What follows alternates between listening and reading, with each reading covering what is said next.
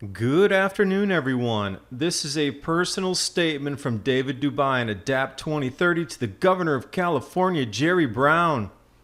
I'm actually appalled that you could put out such a statement, fire fueling heat worse since civilization emerged 10,000 years ago. We haven't had this kind of heat condition. Jerry, you're making us look bad in the rest of the world. You're the governor of the largest state in the United States. Do you not have better advisors than this? You're making the actual statement that since civilization emerged 10,000 years ago, we haven't had this kind of heat condition? Are you familiar with the GISP2 data set? Centuries and millennia. We are on the far right at the year 2018. If you go back in 10,000 years of history, we are at a cool low point comparatively to the last 10,000 years. How did your advisors not get this? If you didn't like that data set, great. Let's look at Holocene temperature variations. Down since the end of the last glacial period. Let's go back 12,000 years ago. Still, we are at a cool point. If you didn't get it, how did your science advisors not use a simple Google search to go global temperature graph 10,000 years and the first 8 entries say the very opposite of what you quoted?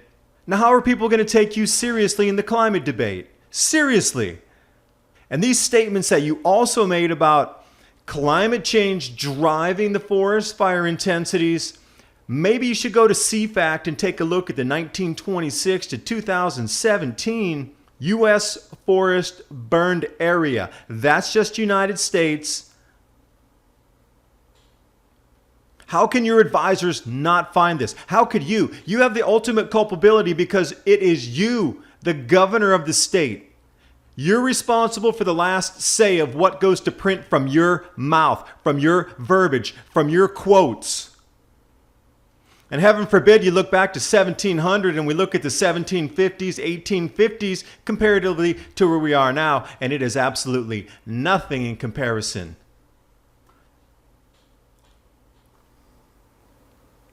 And also a simple glimpse at the temperatures from 80 degrees north latitude up to the North Pole at 90 degrees north. That entire top of our planet is showing below normal temperatures for the entire melt season. This chart here, Jerry, that green line, that's the 1958 to 2002 average. The red line, that is the temperature that has been measured for this year by the day, up through the melt season. If it was truly the hottest in 10,000 years and it's exceptional heat, that red line is impossible for it to be below the 45-year average temperatures up in the Arctic. That's why I circled it. It's an outlier. It should not be below normal. It should be above, according to your statements. In my personal opinion, it was very, very sloppy fact-checking, if any at all. And Bridget Johnson, you from PJ Media, did you not even do any back checking before you went to print with this either? I'm going to call this climate narrative collusion. How can you both have it so wrong that you didn't even do a simple Google search? And I know a lot of you don't like Google, you like DuckDuckGo or more uncensored types of search engines out there, but the very simplest Google search. And Jerry, you quoted that steps to combat global warming can still eventually shift the weather back to where it historically was. I'd like to see that plan. If we give you money, what are you going to stand up at 70,000 feet and do a fan up there and make the jet streams move back in place? You're going to make a direct phone call to the sun and tell it electromagnetically to shift back out of the grand solar minimum?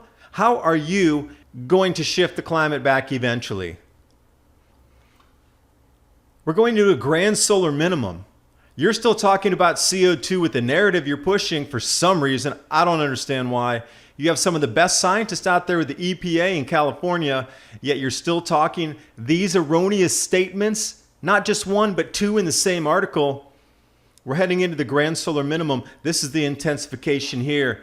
Peer-reviewed research, Shepard, Zarkova, and Popov. Double dynamo in the sun. The wider the wave is, the wider the spread between those two colored lines, the more intense our weather becomes. Do you think all these fires, droughts would have anything to do with the amplification of the grand solar minimum? You see where that yellow is, where we're shifting into the green? That's right about now.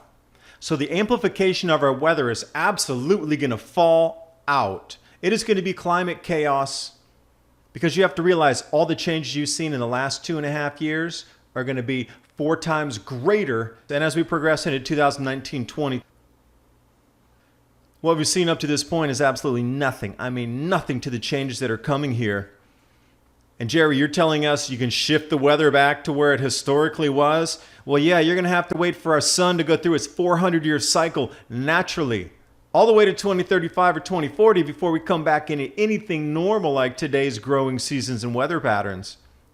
How exactly are you going to spend that money for this global CO2 tax or the California CO2 tax? How are you going to get up there and change the weather? It's a global thing. How are you going to change the equatorial band flows of our cloud cells? Are you going to get up there and talk to the Hadley cell and say, dude, we're going to give you a few bucks if you shift back to the normal? And again, I'm going to bring you right back to that same quote. Since civilization emerged 10,000 years ago, we haven't had this kind of heat condition.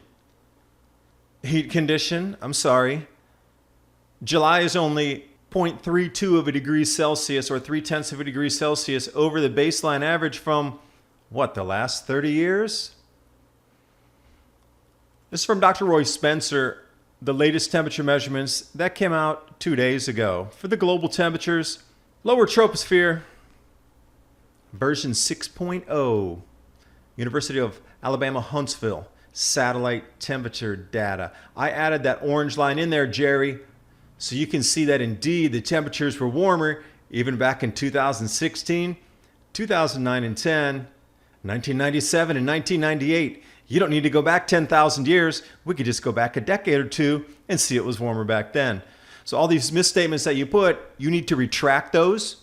You need to have every article that's out there in news publication carrying your misstatements, retract, and you owe us, the American people, and the California residents, an apology for you not taking final responsibility for the statements that you put out, which so easily can be debunked in 3 different graphs and slides that I showed here.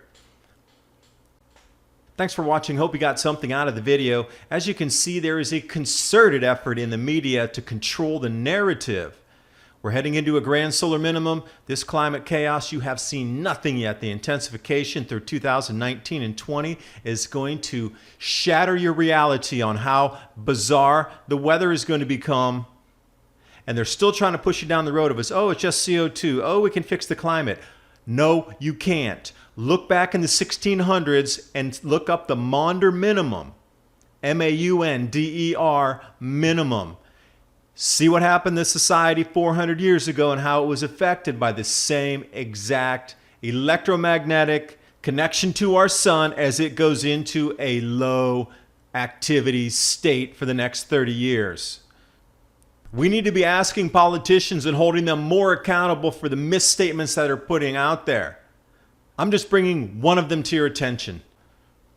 And for those of you looking for more in-depth analysis on the grand solar minimum, the population migration, the economic effects, the crop yields, and everything in between with the cycles of society, the cycles of civilization, the cycle of weather, crop yields, food pricing, and stock market, weekly podcast, mini Ice Age conversations, tri-weekly, talking about these very same issues for 30 minutes at a time. You can listen on the go. And you're going to have to grow some of your food during this time. TrueLeafMarket.com. Heirloom and organic seeds for any grow zone on our planet, plus microgreens and sprouts.